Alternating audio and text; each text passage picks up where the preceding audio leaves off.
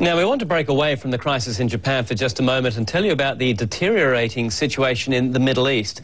Violence continues in Bahrain, where the Shia majority are protesting economic hardship and discrimination. Now we're hearing that Bahraini security forces have opened fire on demonstrators gathered at the Pearl roundabout in Manama. Now that comes a day after 2 people were killed following a crackdown by security forces using tear gas and rubber bullets. Well, our Mohammed Jamjoon is on the line now from Manama. And Mohammed, I understand you're also hearing that the security forces have been attacking a hospital as well.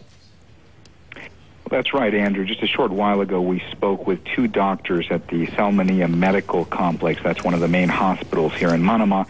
They told us that the hospital had been besieged since this morning, that security forces, police, and army had surrounded the hospital around 5:30 a.m. today, that they were not letting anybody in and not letting doctors or patients that were in the hospital out. And one of the doctors I spoke with who sounded quite scared said that he was actually going from room to room hiding right now because security forces had entered the hospital in the past hour, that they were beating personnel there, and that the doctors and the staff that were there were quite afraid for their safety, and they were trying to get the word out to call on the security forces to please exit the hospital and let them resume their work. Andrew? Why would they attack this hospital? We've been trying to get more information from hospitals in the area today to find out the number of casualties. We've heard from one doctor that there are at least 2 people that died in the clashes that happened today. Many, possibly hundreds, injured as of now is what we're hearing. When this type of thing has happened in the past, typically if there is a crackdown, we've seen that security forces do not want to allow people into hospitals. Now, whether that's going on today in Bahrain, we're not sure. We've not gotten any government confirmation or statements about this, if they are surrounding the hospital, if they're denying surrounding the hospital. But typically, when hospital access is blocked, it's so that people can't find out about injured. Again, we don't know if that's the case right now, why they would enter it. And the doctors we spoke with also said they have no idea why they would have been attacked, why the hospital would have been entered forcibly, why it would be surrounded. That's what they're trying to find out as well. Andrew?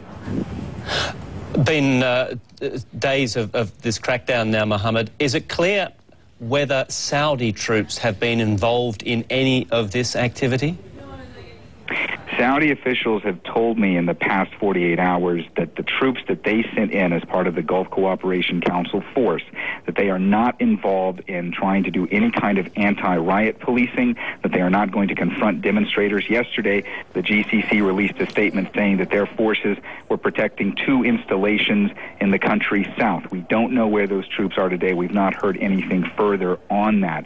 Now, there have been some conflicting reports today, some people suggesting that there were GCC troops here in Manama. The government is not commenting on that. Everybody I've spoken with the Saudi government has said that is not the case. They are not going to be confronting any of the demonstrators, that is up to the Bahrainis, as that is an internal matter from them. But this is a question that's going to be asked a lot. There's a lot of tension surrounding this particular issue, because when you have a country that's majority Shiite, like Bahrain is, and when you have sectarianism that's already on the rise here, when you have a Sunni army, or armies coming in, forces coming in from Sunni countries that neighbor Bahrain, that's being seen here as a very provocative action and is really causing concern among opposition and protesters. Andrew? Mohammed Jamjoon from Manama, the capital of Bahrain. Thanks very much for that. Nina?